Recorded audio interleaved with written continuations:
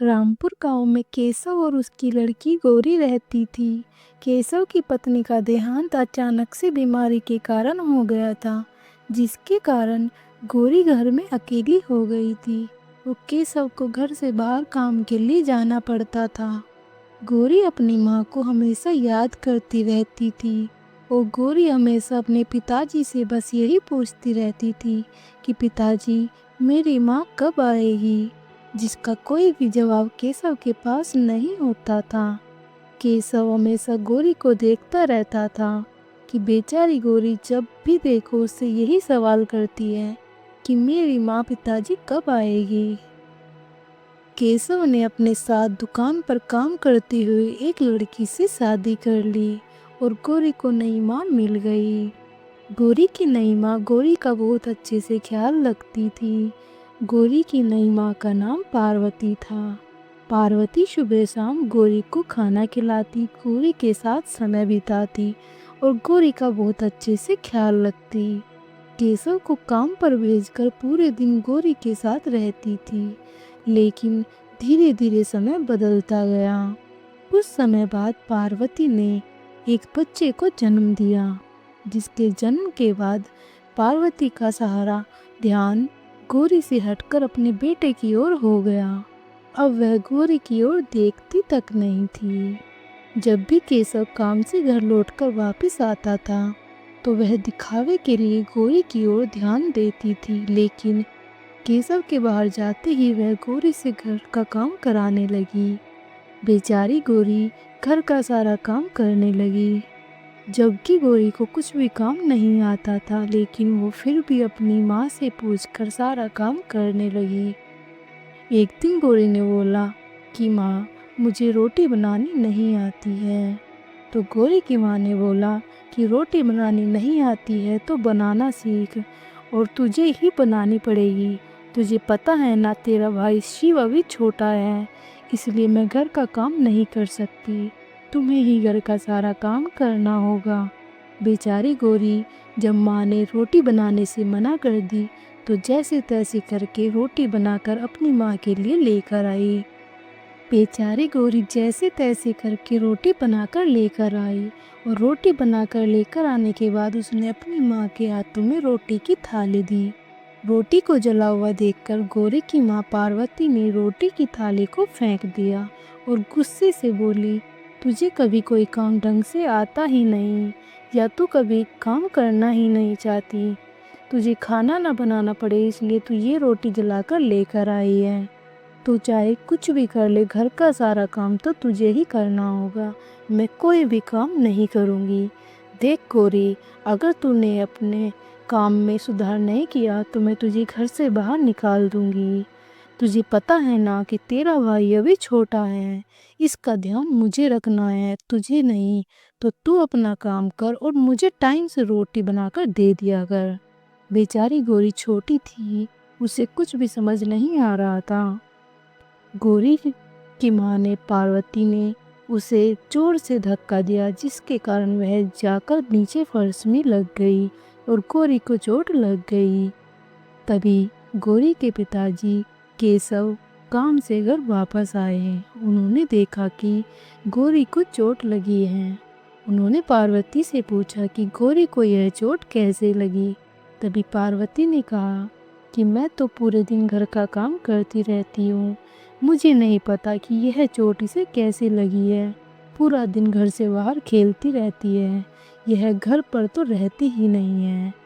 सुबह की गई हुई अब आई है और मुझे नहीं पता कि इसको यह चोट कैसे लगी है। यह तो चोट बाहर से ही लगाकर आई है। अगले दिन गौरी की माँ ने गौरी से कहा कि गौरी, मेरे लिए पानी लेकर आ जा। गौरी बेचारी बर्तन में पानी लेकर अपनी माँ के लिए आई और पानी का गिलास उसने अपनी माँ को दिया। पानी पीते ही गौरी की माँ ने गौरी के ऊपर गिलास फेंक के मार दिया, क्योंकि पानी ठंडा नहीं था। उसने कहा कि तुझे नहीं पता कितनी गर्मी हो रही है और तू ये कैसा पानी लेकर आई है, यह पानी तो ठंडा भी नहीं है, और तुझे दिख नहीं रहा है कितनी गर्मी पड़ रही है। मुझे हर बात तुझसे बोलनी पड़ेगी क्या? अब तू खुद से कब समझेगी? वह गिलास गौरी के मुंह पर जाकर लगा और गौरी को चोट लग गई। तभी कुछ टाइम बाद केशव घर पर आया और केशव ने देखा कि गौरी के मुंह पर चोट लगी है। तो उसने गौरी की माँ से पूछा कि इसे आज फिर से चोट कैसे लग गई। तभी बेचारी गौरी डरती हुई बोली कि पिताजी, ये तो चोट मुझे ऐसे ही लग गई, मैं खेल रही थी। तभी केशव को कुछ शक हुआ तो उसने पार्वती से गुस्से से पूछा कि इसे ये चोट आज कैसे लगी। तभी पार्वती हड़बड़ाते हुए बोली कि मुझे नहीं पता कैसे लगी, बाहर से लगाकर आई होगी।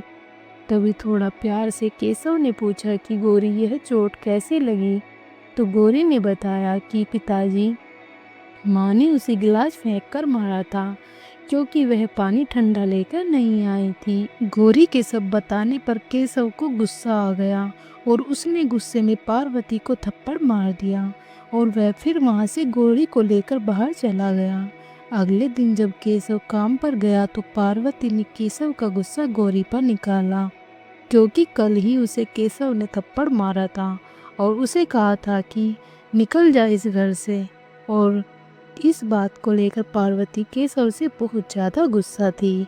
उसने अपना गुस्सा बेचारी गौरी पर निकाला और गौरी को कहा कि निकल जा इस घर से और डूब मर कहीं जाकर। तेरी वजह से तेरे पिताजी ने मेरे ऊपर हाथ उठाया है। आज तू ना होती तो हमारे बीच कोई लड़ाई नहीं होती। पता नहीं क्यों मेरी ज़िंदगी खराब करने के लिए मेरे घर पर पड़ी है, मेरा घर बर्बाद करने लग रही है।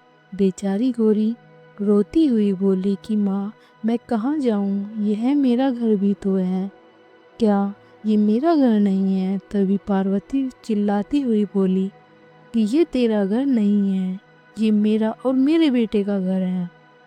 तभी बेचारी गौरी ने कहा कि माँ, तो फिर मैं कहाँ जाऊँ, मेरा घर कहाँ है।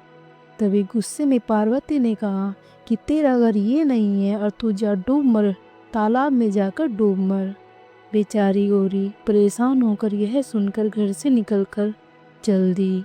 उसने सोचा कि ऐसे माँ को परेशान करने से अच्छा है कि वह सच में जाकर तालाब में डूब कर मर जाए। शाम हो गई। पार्वती ने देखा कि उसका लड़का शिव घर पर नहीं है। पार्वती उसे हर तरफ ढूंढने लगी लेकिन वह कहीं भी नहीं मिला।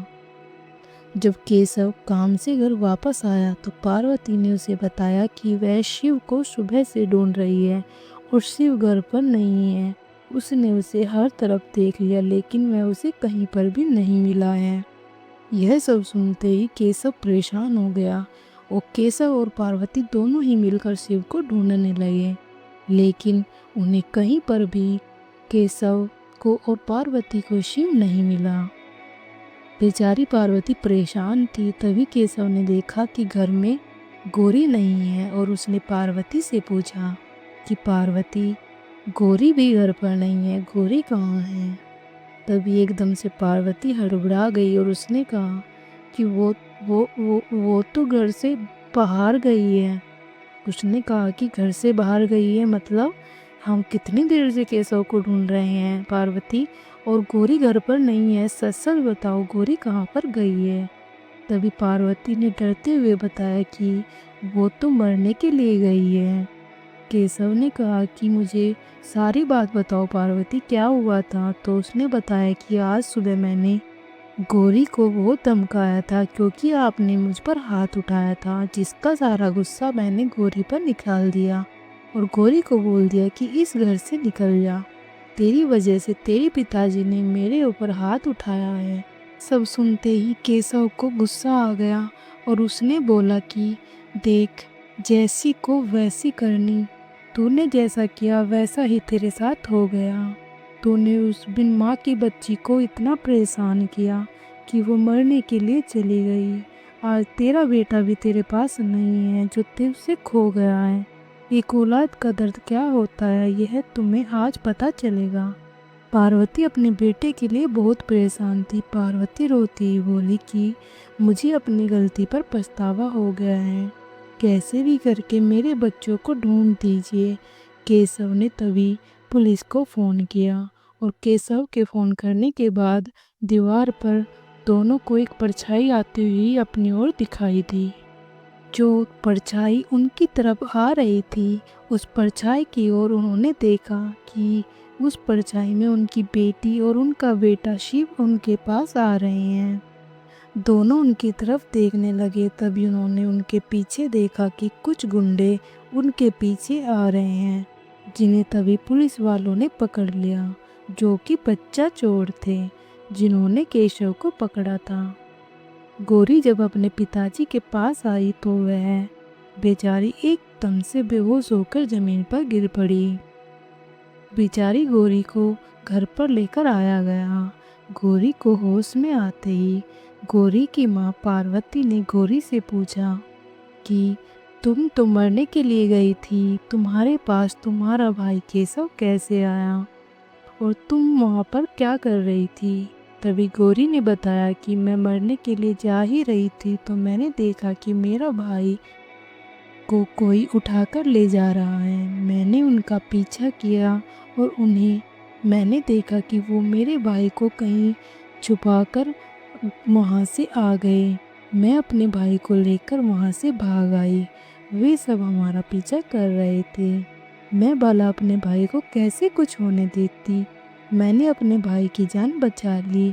मुझे चाहे कुछ भी हो जाता, लेकिन मैं अपने भाई को कभी कुछ नहीं होने देती। यह सुनकर पार्वती को बहुत दुख हुआ कि जिसके साथ वो इतना बुरा कर रही थी, आज उसी के बेटे की जान उसी की बहन ने बचाई है। बेचारी पार्वती को आज अपनी गलतियों का एहसास हो गया और उसने गौरी को अपनी बेटी कहकर पुकारा और कहा कि भले ही मैं तेरी माँ नहीं बन पाई, लेकिन तूने एक बहन होने का फर्ज बहुत ही अच्छे से निभाया है। उस दिन के बाद पार्वती सुधर गई और उसने गौरी को अपनी बेटी मान लिया और गौरी को एक माँ जैसा प्यार देना शुरू कर दिया। और गौरी को भी एक अच्छी माँ मिल गई, जो उसकी बहुत अच्छे से पहले की तरह देखभाल करने लगी थी। और गौरी को एक अच्छी माँ मिलने के बाद केशव को भी यह निश्चित हो गया कि वह अब आराम से काम पर जा सकता है। राधे राधे दोस्तों, जय श्री कृष्णा। आप सबको ये कहानी कैसी लगी प्लीज़ मुझे कमेंट में ज़रूर बताएं। अगर थोड़ी सी भी अच्छी लगी है तो मेरी वीडियो को लाइक करें, कमेंट करें, शेयर करें और मेरे चैनल को सब्सक्राइब करें। राधे राधे दोस्तों, जय श्री कृष्णा।